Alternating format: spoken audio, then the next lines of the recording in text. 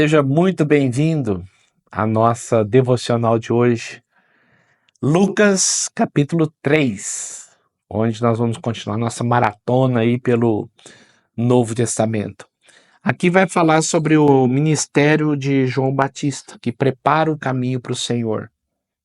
E uma coisa que eu já citei lá no Evangelho de Marcos, mas eu quero deixar isso bem claro aqui, denotar isso, é que o último profeta do Antigo Testamento foi Malaquias.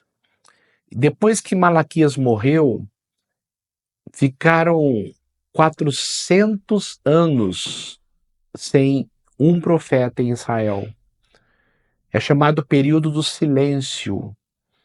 Então, haviam muitos profetas. Deus sempre mandou profetas, sempre tinham milagres acontecendo, sempre tinha homens de Deus que estava sempre trazendo uma mensagem para o povo.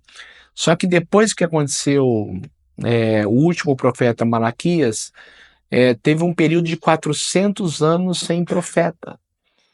Então eu quero que você tente imaginar o povo sedento demais, demais, é uma preparação, sabe?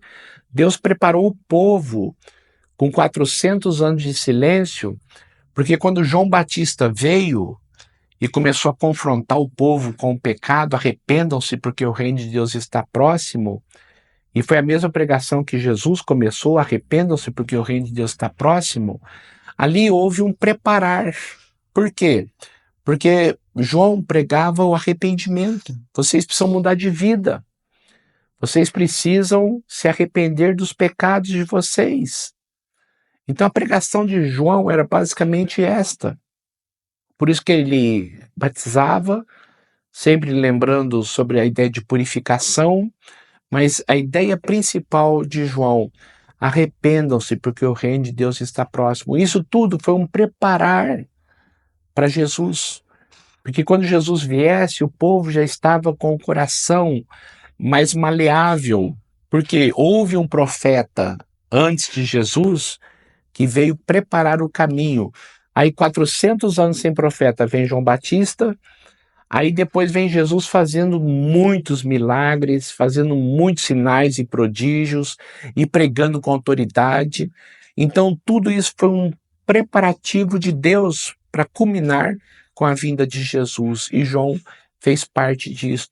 Só para você ter uma ideia sobre a questão da pregação de João, é muito interessante. O versículo 9: o machado já está posto à raiz das árvores, e toda árvore que não der bom fruto será cortada e lançada ao fogo. Eram umas pregações duras para mostrar para o povo que o pecado não é brincadeira, tem que haver arrependimento. O que devemos fazer então? Perguntavam as multidões. Isso aqui é muito importante, interessante. No Evangelho de Mateus e Marcos não tem esse texto aqui, tá? Então esse aqui é exclusivo de Lucas, então presta muita atenção. João respondia: quem tem 2 túnicas, dê uma a quem não tem.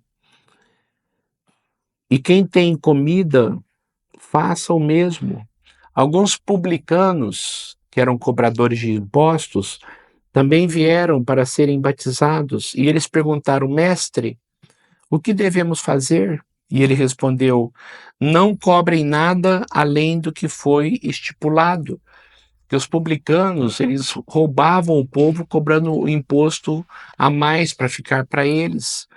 E João diz: não cobre nada além do que foi estipulado. Então, olha só o arrependimento. O que significa o arrependimento? Não ter corrupção na minha vida. Fazer a coisa certa. Não roubar. Não tirar do outro para mim, porque pertence ao outro. O versículo 14. Alguns soldados lhe perguntaram: e nós, o que devemos fazer? E ele respondeu: não pratiquem extorsão, nem acusem ninguém falsamente. Contentem-se com o seu salário. É impressionante como essa pregação é para hoje. 2000 anos atrás, e ecoa hoje, como se João estivesse dizendo para o nosso tempo. Olha como a Bíblia é atual. Contente-se com o seu salário. Fuja de extorsão. Para de passar os outros para trás. Infelizmente, eu falo isso com muita tristeza no coração.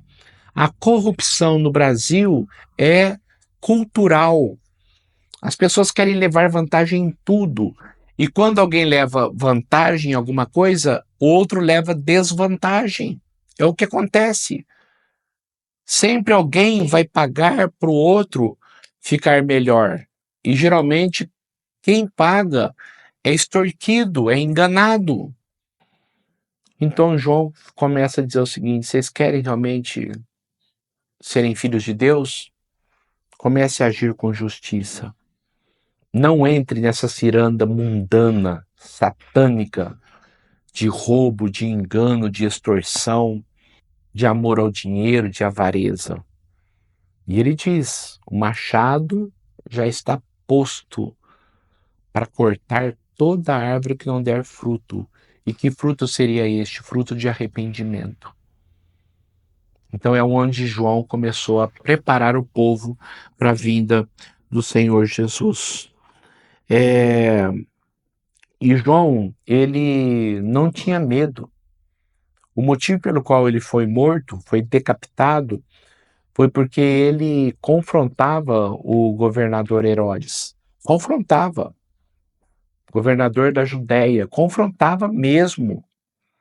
E olha só, todavia, quando João repreendeu Herodes, o tetrarca, por causa de Herodias, mulher do seu próprio irmão, ou do próprio irmão de Herodes.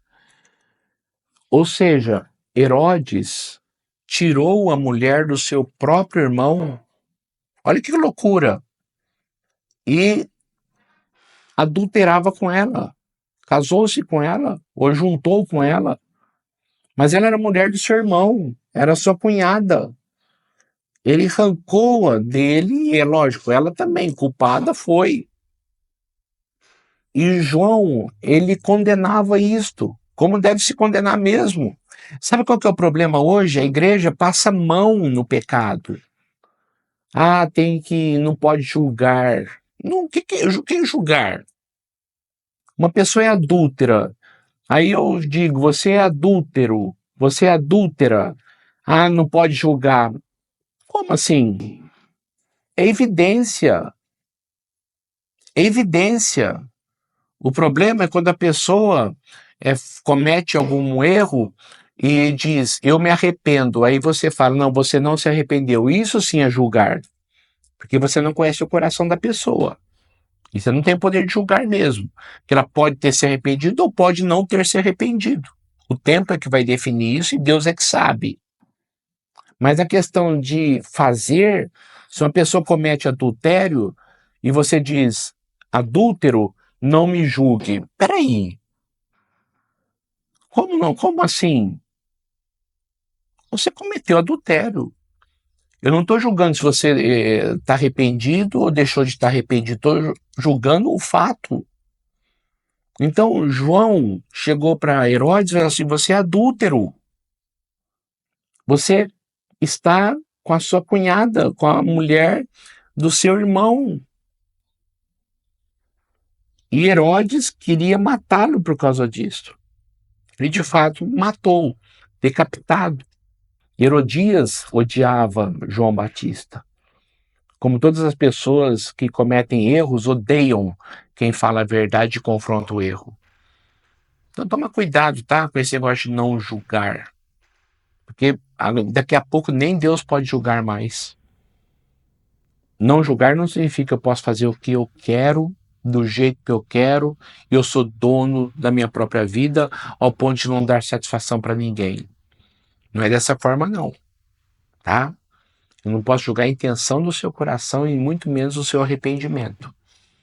Se você mudou ou não, porque isso é algo de foro íntimo. Mas o ato não é julgamento. Se a pessoa adulterou, adulterou mesmo. Se ela roubou, roubou mesmo. Isso não é julgar. Isso é uma evidência.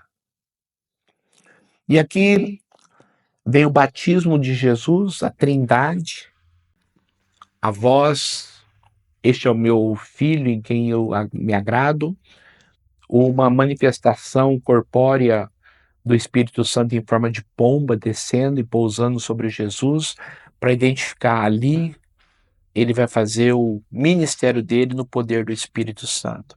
Então aqui nós temos a Trindade. E aqui acontece uma coisa interessante.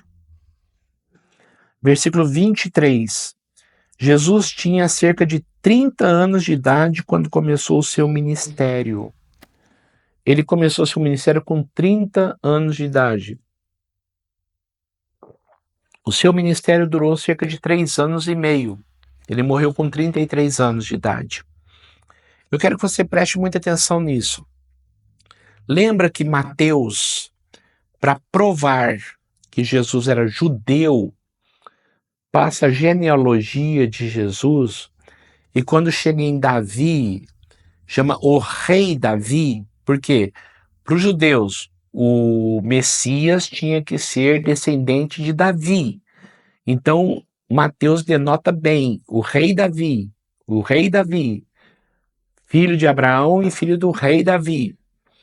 E vai até Abraão, porque o importante era dizer o seguinte: Jesus é descendente de Abraão, Jesus é hebreu, Jesus é judeu, Jesus é da tribo de Judá, Jesus é descendente de Davi, que é da tribo de Judá, por isso que Jesus é chamado leão da tribo de Judá. Só que Lucas, ele também faz a genealogia de Jesus. E aqui fala, ele era considerado filho de José, porque era filho adotivo, né? José, sendo marido de Maria, praticamente adotou Jesus porque ele nasceu da intervenção do Espírito Santo, não do relacionamento sexual de José com Maria. Mas por isso que Jesus veio da linhagem do rei Davi, pelo fato de José ser descendente de Davi.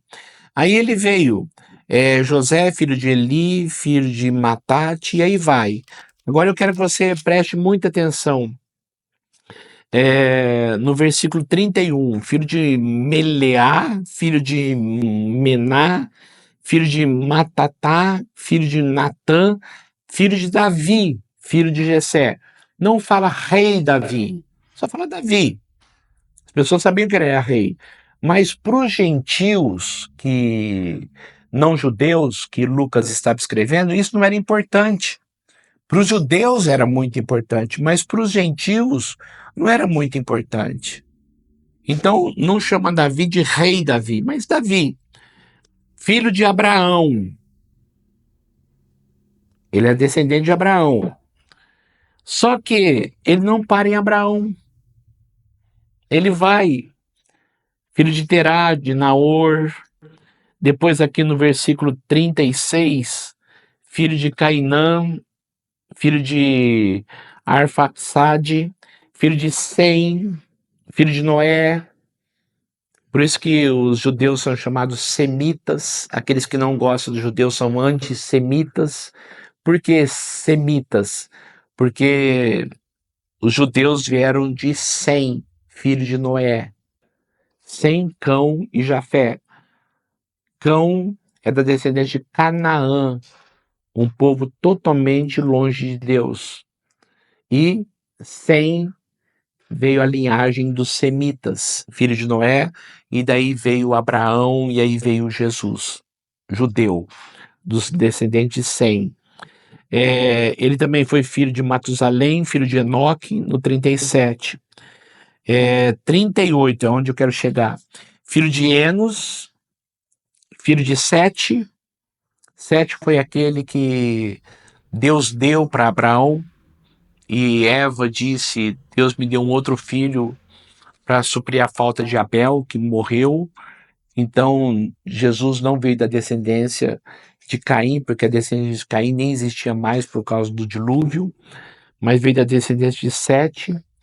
Sete, filho de Adão, e Adão, filho de Deus. O que é importante eu entender aqui? Que Jesus veio para o mundo e não só para os judeus. Mateus disse até Abraão. Abraão, judeu, parou. Só que Lucas Ele não veio só para o judeu, veio para o mundo. Então ele foi até Adão para mostrar que Jesus veio da descendência do mundo. Todo mundo veio de Adão. E Jesus veio todo mundo, não só Abraão, judeu, mas foi até Adão. Olha a diferença. Mateus denotando o Salvador, o Messias, do rei Davi, filho de Abraão, para os judeus. Lucas, Jesus, filho de Adão, filho de Deus para toda a humanidade, o Salvador do mundo. Muito gostoso estudar a Bíblia, né? Muito gostoso nós começarmos a entender o porquê das coisas. Na genealogia nós temos uma mensagem tremenda aqui, que Jesus é o Salvador do mundo. Deus continue te dando sede e fome da palavra, e que Deus continue te saciando com o conhecimento da palavra. Deus abençoe muito a sua vida. Vamos orar. Pai, obrigado porque Jesus Cristo é o nosso único e suficiente Salvador. É o Salvador do mundo. Muito obrigado, Senhor, porque o Senhor tem nos levado ao arrependimento, o Senhor tem nos levado à mudança de vida, o Senhor tem nos levado, a Deus, a uma vida nova, graças a Jesus Cristo ter vindo, morrido e ressuscitado em nosso lugar. Muito obrigado por esse tempo. Dê-nos cada vez mais vontade de estudar a Tua Palavra e conhecer a Tua Palavra. Eu quero agradecer muito por esse tempo que o Senhor tem nos dado aqui nessas devocionais diárias. Muito obrigado. Isso é um presente do Senhor para nós. Quero agradecer de todo o meu coração, em nome de Jesus. Deus abençoe muito você, viu? Muito você. Deus abençoe muito a sua família. Que a graça do Senhor esteja com a sua vida, em nome de Jesus.